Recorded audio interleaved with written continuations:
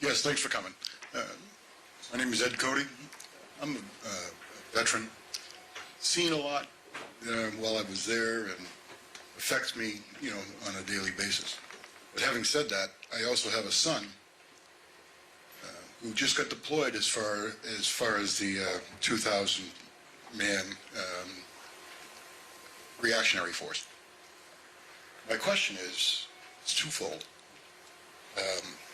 What are we going to do when these guys get back, such as myself, about treating them, or better yet, informing them of where they can get their benefits done and possibly maybe a place for them to stay? I see too many veterans homeless. I hear lots of money going around everywhere, but I have yet to hear what we're going to do about our veterans. My second part of this question is, with the way the Congress is acting, we're going to have a government shutdown. What's going to happen to our sons and daughters that are in harm's way that won't get paid? Not only they won't get paid, but more importantly, the families they have left won't see a paycheck either. How are they going to eat? How are they going to take care of their children? I haven't heard anything or any candidate address this issue. All right. Well, we're going to break your streak. Let's start in reverse. There's no excuse for closing down the government. I agree. None. No excuse for it.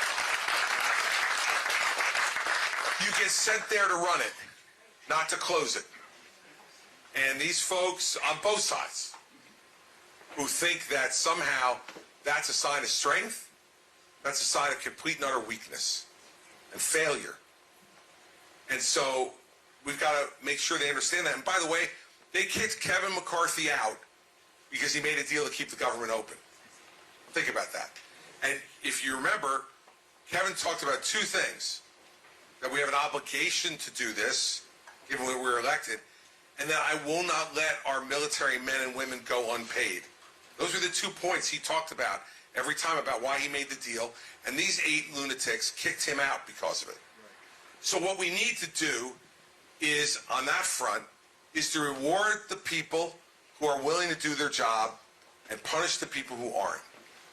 Now, if there are people in any congressional delegation that favor closing the government, the next election they should be removed. But also, we need to have a situation where term limits come into effect in this country. Now, it's going to be very hard to do, right? Very hard to do. But I was term limited as governor of New Jersey. You know, the fact is that you could pass a law that allows for term limits. Now, of course, it's the very people who use terms you would be limiting who have to pass the laws.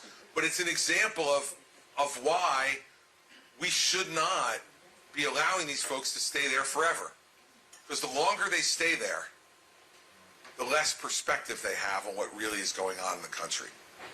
On your first question, I advocated for this 8 years ago, and I still believe it today.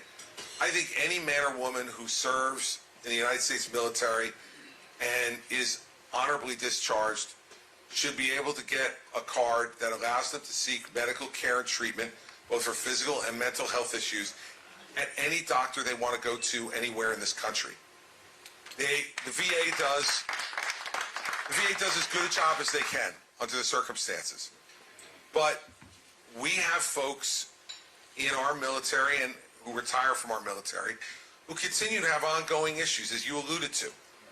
And those issues need to be addressed. And a lot of those issues are severe enough and in enough of a crisis that they can't wait weeks or months to get an appointment at the VA. They need to be taken care of quickly.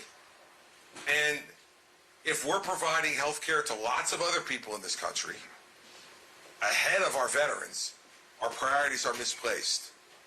And so, to me, it would be very simple. If you leave the military and you're honorably discharged from the military, then you should get a card that allows you to go and seek treatment wherever you want for the rest of your life, given what you've given to this country by serving and putting yourself in harm's way and your family, because every day you serve, they serve too. No one can tell me that a spouse or a child is not feeling the effects of their spouse or father's service just as much as the person doing the service is, because their absence leaves a hole that cannot be filled. And the last thing they should have to worry about is whether they're going to have food on the table, or if they get sick, whether they go and see a doctor. The least this country can do for them is that. And so that's where I stood 8 years ago. It's where I stand today. And if I become president, that's exactly what I'll do. Thank you.